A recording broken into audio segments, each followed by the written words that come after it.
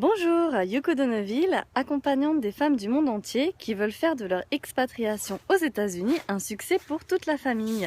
Me voici en direct de Rochester où il neige depuis ce matin. Aujourd'hui, je voulais aborder avec vous le sujet de l'expatriation avec les enfants. Peut-être que vous êtes comme moi et que si vous deviez vous expatrier n'importe où, seul ou uniquement en couple, vous seriez parti sans hésiter. Mais le fait de partir avec des enfants, cela complique un peu la tâche. Et vous vous posez notamment des questions sur l'adaptation des enfants à cette nouvelle culture, des questions sur le fonctionnement scolaire américain et sur le maintien de la langue française. Donc aujourd'hui, je voulais partager avec vous quelques pistes de réflexion. Quelques conseils.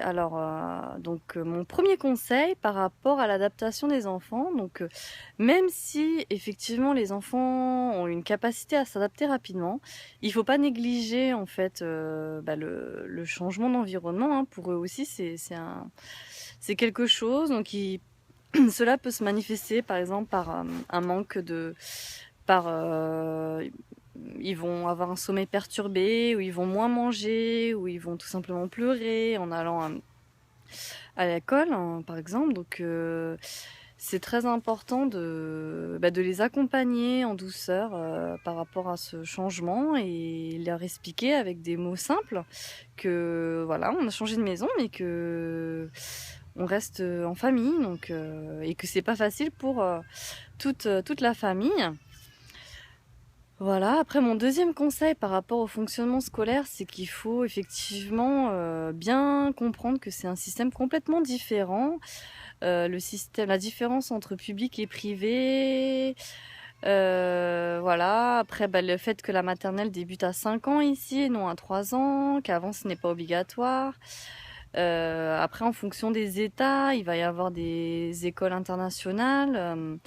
Il va y avoir des écoles françaises, donc bien se renseigner là-dessus. Et mon troisième conseil serait par rapport au maintien de la langue française. Donc après, il y a plusieurs solutions de maintenir le français. Donc soit via des écoles françaises, donc privées, ou en maintenant le français à la maison via soit des cours à distance, ou soi-même, si les parents sont très motivés, c'est aussi possible de le faire soi-même avec plusieurs solutions proposées sur internet ou par des bouquins. On est mis au chaud à l'intérieur. Si vous avez apprécié ma petite vidéo, n'hésitez pas à venir liker ma page American Dream en famille.